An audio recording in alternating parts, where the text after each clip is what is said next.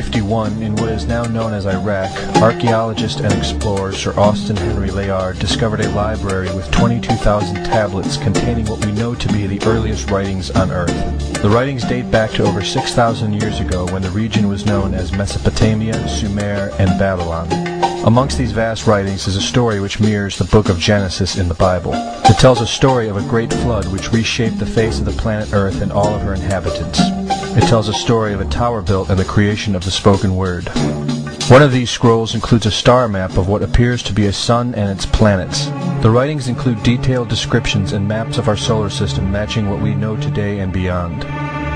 It includes a 10th planet in an orbit between Mars and Jupiter. It is written that the 10th planet Nibiru was thrust into our solar system and collided with the planet Tiamat. The remaining bulk of Tiamat over time became Eridu, the Earth as we know it, and the rest of her became the asteroid belt. In retrograde to the other 9 planets, Nibiru took orbit around our Sun in a long ecliptic or apogee. Lasting 3,600 years, it passes between Mars and Jupiter.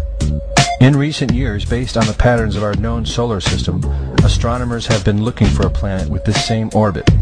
In search of this planet, they discovered the planet Pluto. The search continues.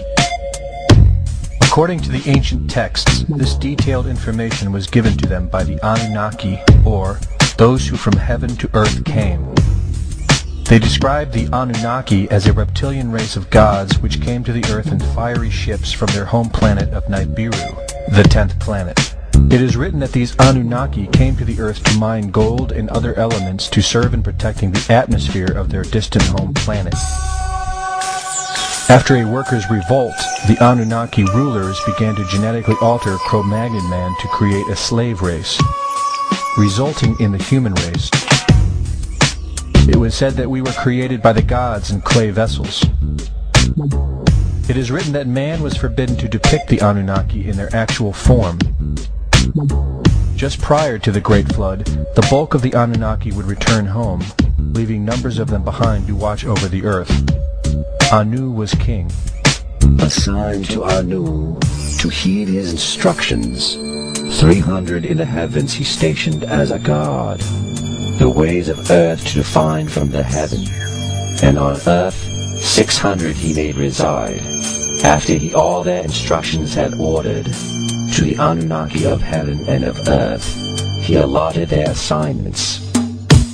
This story of reptilian gods from the heavens creating man is not at all uncommon. It in fact can be found in most every region of our planet. In Japan, emperors claim descent from dragon gods who came from the sky. Australian Aborigines teach of a reptilian race which lives underneath the earth and governs over men. They believe they are descendants of a race of dragon humans. China teaches the serpent queen Nukua interbred with man. India calls these reptilian gods Nagas and claim they seeded their royal families. Throughout the Middle East it is believed a serpent race created man. The book of Genesis tells of giants who came from the heavens to breed with the daughters of man. They are called the Nephilim.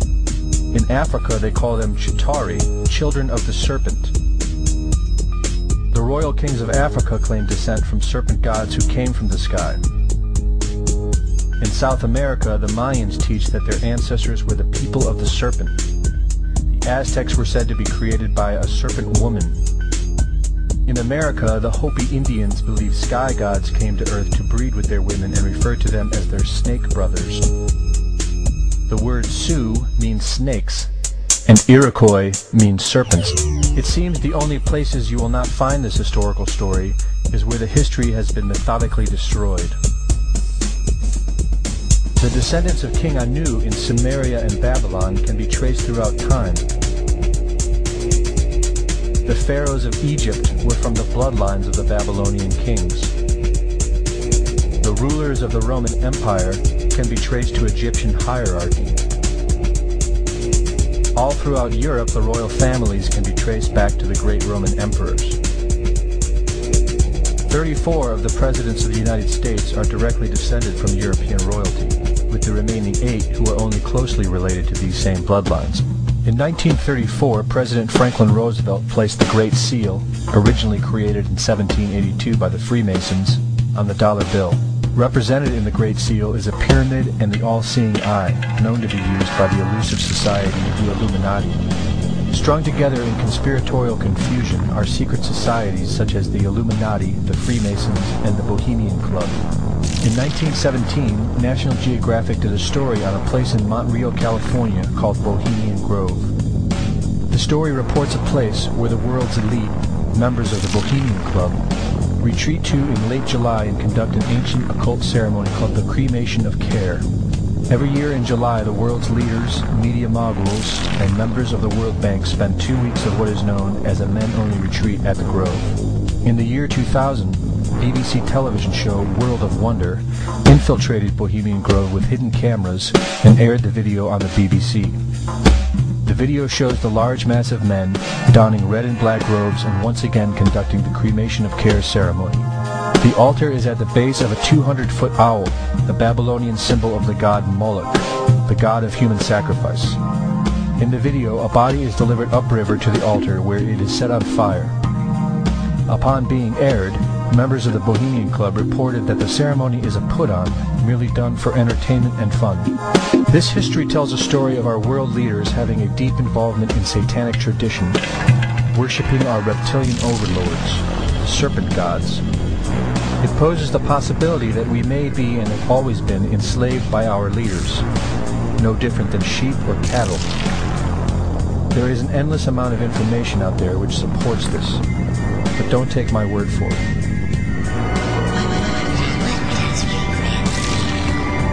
Well, son, a funny thing about regret is that it's better to regret something you have done than to regret something you haven't done. And by the way, if you see your mom this weekend, be sure and tell her, Satan! Satan! Satan!